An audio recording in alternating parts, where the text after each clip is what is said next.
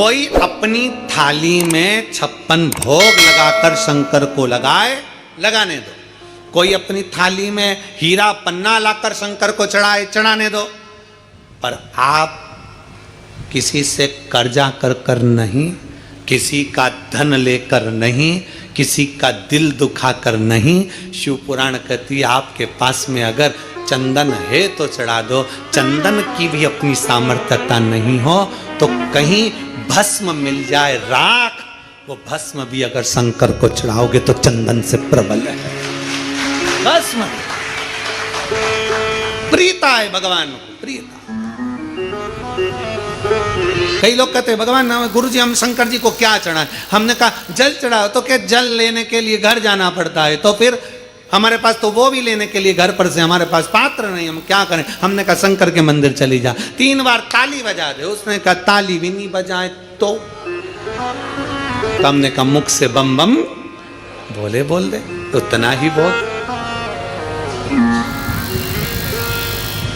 वो भी ना बने तो मुस्कुराकर शिव को निहार लो। मुस्कुराकर शंकर को निहार। और कभी हम तो यहां तक कहेंगे कि अगर नहीं चंदन नहीं, अगर नहीं तगर, कुछ भी नहीं है, आपसे भी निवेदन है लक्ष्मी की पूजन करो।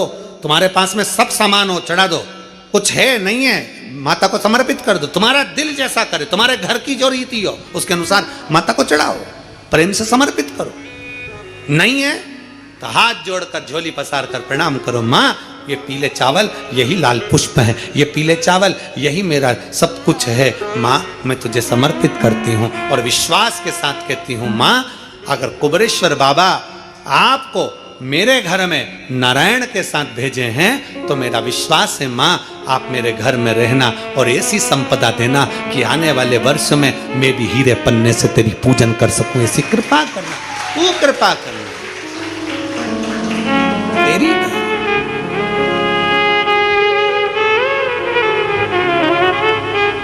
अब हमारी आदत क्या हो गई? मार्केट में सीताफल बिक रहा है, मार्केट में गन्ना बिक रहा है, मार्केट में बहुत सारी पूजन की सामग्री बिक रही है। हमारे मन में आया, हमने किसी को खरीदते हुए देखा था सीताफल, मतलब लक्ष्मी जी को सीताफल भी चढ़ाना चाहिए। हमने उसको खरीदते हुए गन्ना देखा, मतलब गन्ना भी चढ़ाना चाहिए। लक्ष्मी जी को मैंने खरीदते हुए ये देखा, मतलब ये भी चढ़ाना चाहिए। लक्ष्मी जी को मैंने चढ़ाते हुए लोगों से सोने के सिक्के देखे, मतलब ये भी चढ़ाना चाहिए। मैंने लक्ष्मी जी को चढ़ाते हुए चांदी के सिक्के देखे, मतलब ये भी चढ़ाना चाहिए। मैंने लक्ष्मी जी को चढ़ाने के लिए ये देखा, वो भी चढ़ाना चाहिए। घर में सामर्थ्यता नहीं है और कर जाकर तुम सामान लेकर माता लक्ष्मी को चढ़ाओ, लक्ष्मी जी कभी प्रसन्न नहीं होगी। लक्ष्मी कहती है कि तेरे दिल से तू मुझे जैसा रिझा सकता है वैसे रिझाना। अगर तू केवल दीप लगा देगा ना उतने में मैं भी खुश हो जाऊंगी और तेरा भंडार भर कर चली जाऊंगी, भंडार भर। कई लोग कहते हैं गुरुजी आपकी दीपावली पूजन बिल्कुल सरल है, एक सिक्का रखना है, थाली में पूजन धनतेरस से चालू करा, रूप 14 पर करी, रूप 14 से करी, दीपावली पर पूज लिया और मालूम पड़ा फिर आ गया गोवर्धन पूजन।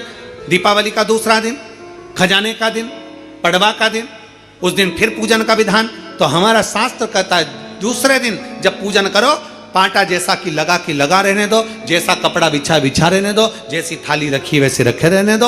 और गोवर्धन पूजन वाले दिन भगवान गोवर्धन नाथ जी का नाम लेकर माता लक्ष्मी का स्मरण कर फिर 2 दिए लगाना है। 2 दीप, अब की बार तेल का दीप नहीं आएगा, दोनों दिए घी के लगेंगे और दोनों ओर लगेंगे, लक्ष्मी जी के सीधे हाथ पर भी और उल्टे हाथ पर भी। घी का दिया लगा दो, अखंड नहीं लगेगा, थोड़ी देर के लिए लगाना है। और लगाकर उन्हीं दीप को लगाकर माता की पूजन कर लो। गोवर्धन पूजन वाले दिन, पड़वा के दिन जैसी पूजन रोज करी वैसी की वैसी चंदन रोली मोली हल्दी जो भी है वो चढ़ाकर पूजन करो।